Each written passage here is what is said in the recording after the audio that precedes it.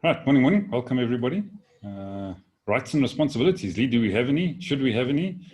Whose are they? Who has them? Who's responsible? I don't know. What do you think? Thanks, Ivan. Ivan, you often say, I don't know, like you pose this question, and I know jolly well you have your ideas and you know exactly what you're thinking.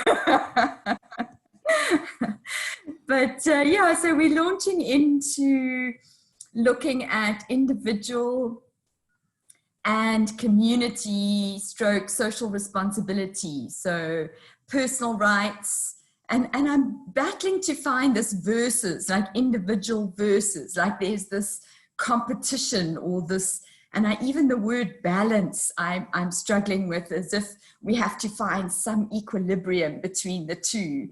And maybe you can help me with this, but there certainly is a tension between what I want for my life and what I what I expect is my right in terms of being an individual and having personal choices versus what is required or what is needed or what is expected from me as a citizen of this world.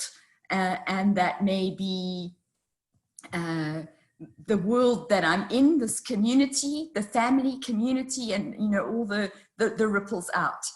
And I want to just share 3 quick stories that I hope sort of illustrate some of the thinking. The one comes from my own family, and my mom was great with using phrases, sort of little idioms that these would be the wisdom of the day. And one of the ones that she used over and over and over again is charity begins at home. And so I don't think it meant that she wasn't generous, but the focus was the family and what we needed. And so long as we were okay, we were doing our bit. So that was the one story. The other story is just being in conversation with a marketing executive. I only ever met him once. It was a business. I don't know if he was in a course. I can't remember the context, but I heard something of his story. And one of these sort of very flamboyant and creatives in Mpumalelo, you would definitely know what I mean by this kind of person. But when I heard his story, he one of the things he said to me was, well, I only got into marketing late in life. So I said, why? He said, well, my parents wanted me to be an accountant. So that's what he did. He went to university. He went to university. He hated it. He told them he didn't want to, but they told him this was what he needed to do for the family. And so for 5 years, he put himself through the his salt mines of accounting in order to please his parents. And never, the minute he got his degree, he never did accounting again. And then went into marketing. So that's the second story. And then the last story is, if somebody asked me why did I start my business, I would have said, and probably still answered the same in many ways. I wanted flexibility, I wanted independence, I wanted to be my own boss. I enjoyed the creative freedom, and I didn't want there to be a ceiling on my earning capacity. So those seemed like solid reasons. But I've done a lot of mentoring with young entrepreneurs in the townships. And 9 times out of 10, when you ask them, why do you want to start your own business? They will say, so that I can employ other people. And so hopefully those stories kind of just set the scene for the discussion. So I'd like to hear what you have to say. Great, thanks, Lee. Yeah, your story about the accountants remind me my wife's family. Her father and his two brothers produced have produced a total of 23 accountants in the subsequent generations. Ria's not one of them, but she one of the few that rebelled and went in a different direction. But yeah, so currently I think going down to, I don't think any of the great-grandchildren are qualified yet, but the grandchildren, down to the grandchildren, 23 accountants. So yeah, there's a proliferation of them around. So we better start with one of those. So Ed, over to you first.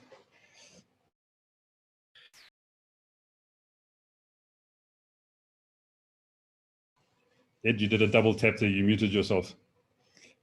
You unmuted me, and I muted me. It's strange. I knew what I was going to say this morning until Lee spoke, and then she totally confused me. Because the subject sort of seemed to be different from what I thought it was going to be. It was interesting of that story about the accountant, because doing an accountancy degree is actually nothing like being an accountant. And in fact, the best accountants in the old days, never did accountancy degree because it teaches the theory, not the practice. And the interesting thing about being an accountant is part of the training isn't to teach you the technical stuff, it's to make you like them. And I think it's the same in a lot of professions. They don't like individuality. If you're a barrister in the UK, you have to go to so many dinners. They have dinners in court. The court's a sort of club. And the idea of going to the dinners is so you actually become one of them. And I think this whole thing of, Lee was quite right. I think, charity does begin at home, because unless you love yourself, you can't love others. And then the first others you love are your children and your family. And then they love other people. And then the love expands outwards. So yeah, you've got to start with the core. This whole thing about individuality, if I suddenly decided I wanted to drive on the right-hand side of the road, no one would support that right. They would think I was stupid. So and no one even thinks about it, I don't think. We all drive on the left, unless you're on a different country, then you all drive on the right. So there are some things where individuality doesn't come into it. And then there are other things where perhaps it might. For example, we put additives in food. Cereals have iron and vitamins put in them to maintain our health. And no one thinks about it. No one worries about it. If we were to put something in food to stop people being paedophiles, and it had no effect on anyone else, we wouldn't worry about it. If we put additives in food to stop paedophiles, which perhaps suppressed our libido, we might start worrying about it. So I think it's a very, very complex thing, but unless we do have some things we conform to, like driving on one side of the road or the other, unless we have conventions that we all sign up to, society just does not work. But we've seen that when you try and overload people with all those responsibilities, rights, whatever they are, sorry, lack of rights, then things break down. So it's getting that balance right. What makes society work? And what makes some societies work is different. Chinese have a different mentality to how they approach things. People in Singapore are very, very respectful, and it works. People and they're not very individual, but it doesn't affect them. People in the UK perhaps are a little less respectful, but they're still respectful, but they like their individualism. So it's different for different societies, but we all need that sense of belonging, that sense of doing the right thing to make things work. So hopefully that sort of fits in with what Lee was talking about. I wasn't sure, because her examples didn't seem to sort of gel with me. Thanks, Ed. Yeah, and I don't know how you account for all that love, but anyway. So, but I'll tell you something. Start driving the wrong way. wrong way down a one-way street, and suddenly you'll get people to think maybe they start taking responsibility for their own lives as well. But sometimes it takes a complete disruptor to make things happen. So yeah, we got to think about these things. So Mpumelelo, I think we got to come to you next. Good morning, everyone, again. Possibly, Leah, I'm not going to answer much the question of the balance between the two, but in answering part of your question is, I'll answer it in two ways. And I'm going to refer to the line that says, love yourself as you love your neighbor, right? And that line has both things, individualism and communal approach to it, but also that we are blessed to be a blessing. So what I'm trying to say with those lines is that when individualism is important, so that when you get into the community, you're coming from a place of strength. It will be difficult, as Ed has already said, to spread love if you haven't learned how to be loved, and then learn it in a small community and then grow it to a bigger community. I actually think how we are in public is very much a reflection of how we are internally. If a person is angry on the road, they are angry as an individual. And so these two tend to work hand in hand. And I think that's why it's important that individualism comes in, and it must work from a place of strength. And what I also mean from the place of strength is what you were talking about when you were saying somebody became an accountant, not so much out of their own desire. That was not coming from a place of their strength, right? And therefore they could not be that which they are now in marketing, so that they can contribute to a larger community. So that's why for me, those two go hand in hand and are both very, very, very important. The last thing that I'd say is I believe as human beings, we move from a place of dependence. So we started dependence as children, we depended on everyone to do everything for us, but we grow out of that process into independence. And funny enough, I think the period of independence is very short. And after that, we spend the rest of our lifetime in what I call interdependence. And what I also mean by interdependence is that our happiness does not only come in the fact that I do everything for myself as an individual, but part of the formula of happiness comes from other people. I think God was deliberate in that we are not everything that we need to be to ourselves. We are part of what we need to be to ourselves, and others complete the other parts that put together make us a happy person. As an individual, I cannot be happy because everything in my life is the way I would like it to be. But part of my other happiness becomes because others are becoming what they need to be, and they add that into my own happiness. So I cannot in individualism think I'm going to be completely happy. There's going to be a missing part. I'll leave it at that. Thanks, Mpumelelo. And I don't know what we'd do without you. We'd be definitely missing a part. So thanks so much for that. Right, Una, let's come across to you next. I'm a little bit confused. Are we still on the collective and the individual? Because I came in part of in Lee's second story. So, yeah, well, we definitely both are important. We live mostly in relationship with others. We are not on our own, so we have to sort of,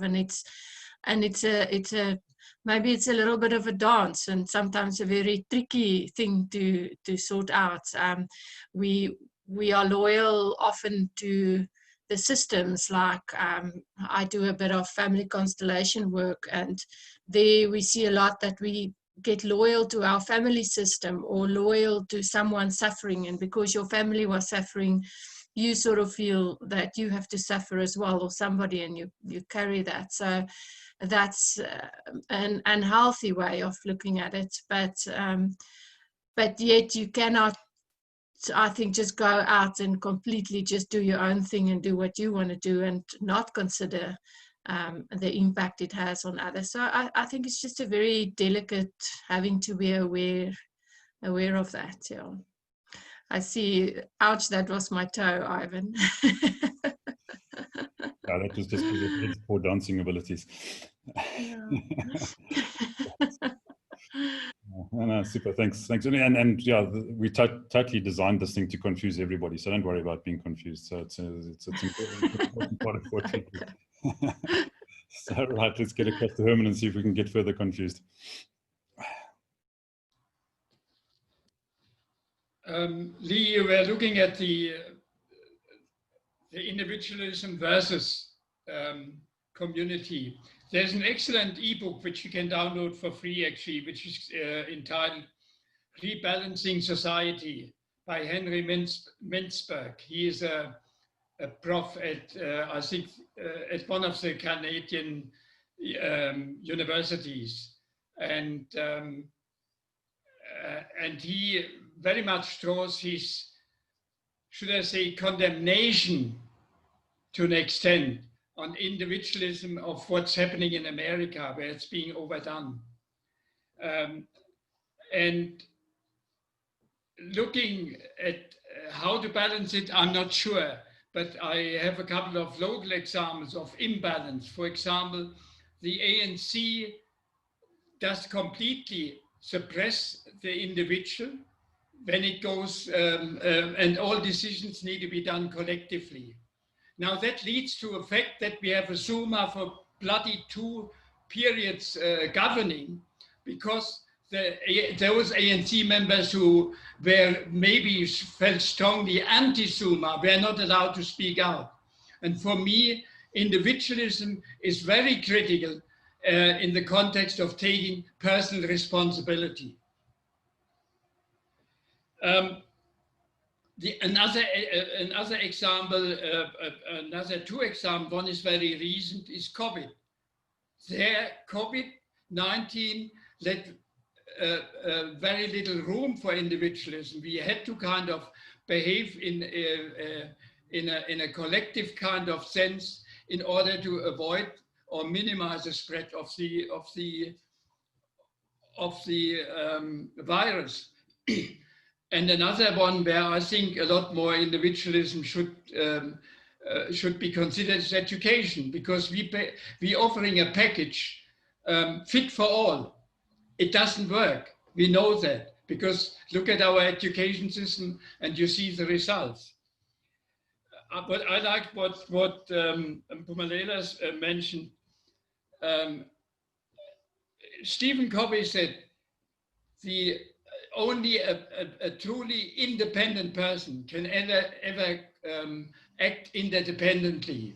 And I think that is also necessary. If I want to be effective in a community, I think my own individual kind of development has to be as complete as possible in order to achieve that effectiveness. Thank you.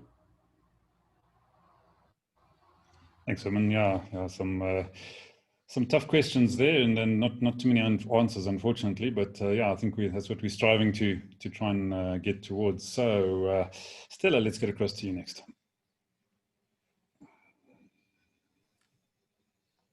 Morning, everyone. Yeah, so I'm still a bit confused on what the topic is, but I'm just going to connect with what Phumelela was talking about, happiness, and to connect with what Lee, the last question is, why did you choose your job? So as you guys know, that I've been an accountant, and the reason I started studying late in my years, because there was a specific goal that I wanted to attain with my qualifications, to empower myself to get a better job so that I can secure further education for my children. And then, so that was accomplished. And so I think deep down, I wasn't really a true accountant, although I loved working with numbers. But once that was, my goal was attained, I felt like, why am I still in this job if I'm not happy in it? I came to a stage where I couldn't find any happiness in what I was doing. And I think when after my divorce, you tend to relook at your life and what is important. And I was it took me a long while to think what makes me happy. And to come back to what you were saying, Pumelelo, and happiness was for me was just going out there and helping other people. And with the community work that I did, etc. And then when the divorce mediation came my way, you know, it was flexible, you know, so that I can still do my community work and then in the same sense help other people. So I think when you come to a stage in your life, and also there's no one dependent on me. I'm just dependent on myself to make myself happy. There's no one else that can make me happy. I must do what makes me happy, and what makes me happy is helping other people. So even for the last year that I've now quit my corporate job, I've never been so happy. The money is not so good, but I'm happy. So yeah, I just wanted to share that with you. Thanks. Great, thanks, Stella. Right, Donovan, let's get across to you next.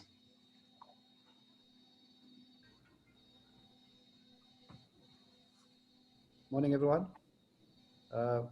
Yeah, I don't really have too much to say, but just to reflect on the tricky balancing act. On the one hand, it's, you know, I believe it's most people's ideal world for the individual in you to rise up and to, you know, experience all the freedom and flexibility that you can out there. But at the same time, you rely on others in order to achieve that. So you're back to square one. So you need to look after others, and hopefully that will help you to achieve your flexibility. I think especially if you look at your own business, if you can recruit people to help you to achieve it, but limiting, you know, whatever help they offer, so that you can still concentrate on your dream, which is to have that flexibility, and just manage them and manage the process. Thank you. Right, thanks, Donovan. Right, Tevakati, let's come across to you.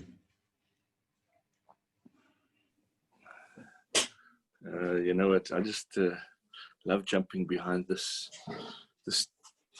beautiful crochet of life here in front of us, guys. So there are two kinds of people in the world. Those who stop and think about others, and those who just speed by and leave it to others. And you know, the question really is what sort of person are you? Do you speed by and leave it to others? Or are you one of those who stop and think about others? And you know, at the end of the day, you are just like me. You are unique.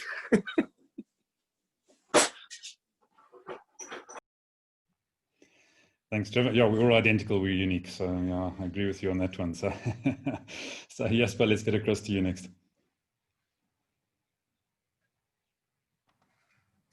Morning. I think the topic is so wide today that it's confusing, but at the same time, it's right for everybody, because it doesn't matter what you say, it's part of the topic. So I probably more have comments on some of the things that was said before. So I was thinking of Ed's example of saying, if I start to drive on the wrong side of the road, how will society feel?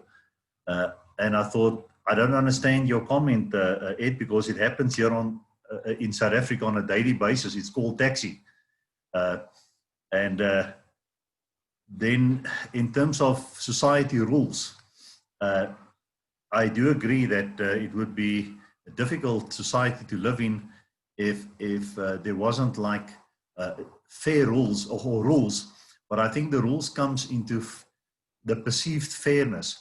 And I was just thinking of the of the whole anger that was showed over the last couple of months when some of our politicians just made rules that had nothing to do with the issue at hand, namely protecting people against COVID, but just enforced petty rules to show that, listen, I've got the power, you'll do what I say. And then someone said the sense of belonging. I think it's critical that if you're in a society that feels, you know, as a child, I had that sense of belonging. Now that I'm growing older, I would like to create that same kind of environment for other people.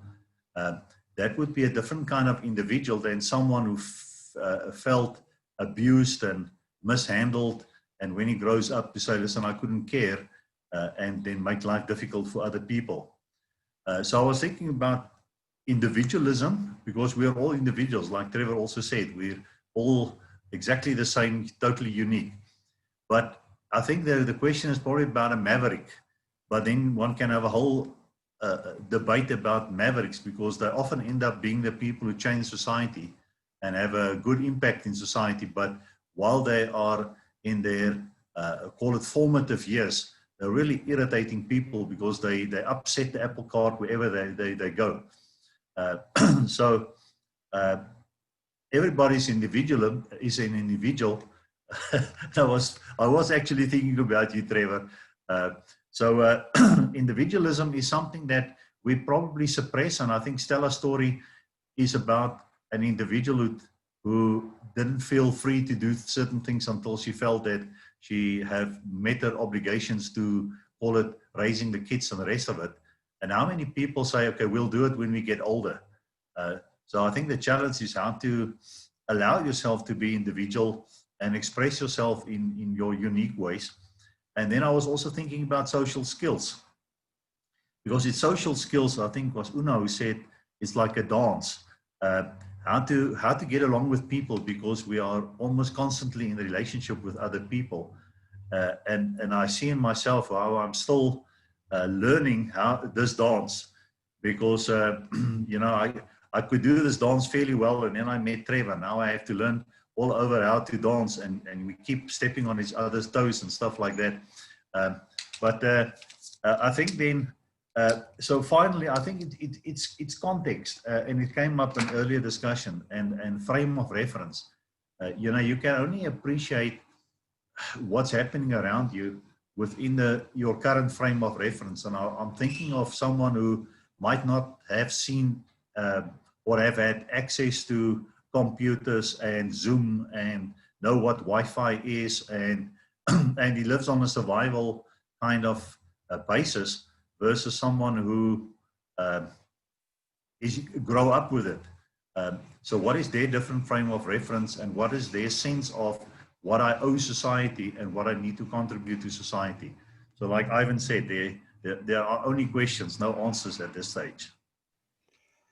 Sure, thanks, Jasper. Now I'm really confused. I'm not sure if we're talking about apples dancing or mavericks, or, you know, a combination of the three. And I suppose if you've got a maverick that's dancing on the apples, you're going to wind up with something interesting. So we probably have to go across to Trevor Maverick Nell after that one. So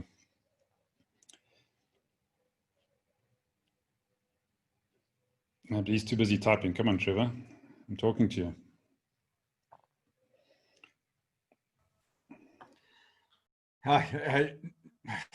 I just don't know where to go in this discussion. You know what? I'm reminded of a lovely story by Zig Ziglar when he was writing books about raising positive kids.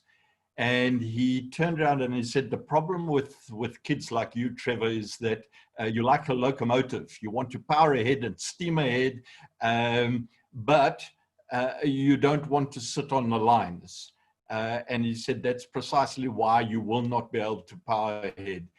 So the most powerful locomotive in the world cannot work. And he was obviously talking of his little metaphor analogy back in the early 50s and 60s, talking about the importance of a locomotive needing the railway tracks to actually progress further. And I think there's something in that analogy, that there's a balance between the individual and societal needs, and perhaps the individual and the maverick actually has a look at where are all the different tracks laid, and then puts his or her locomotive on top of the track that he wants to or she wants to follow to actually move together. So Shelwyn, my wife, always turns around and said, life is about balance, and you've got to try and find the correct balance with opportunities that are in front of you, and you jump onto those railway tracks of opportunities, perhaps. But you can't do it without society. And then to hell with society, which is at the back of my mind. Okay, before I go too deep down this road, there's some thoughts. Go and read Zig Ziglar.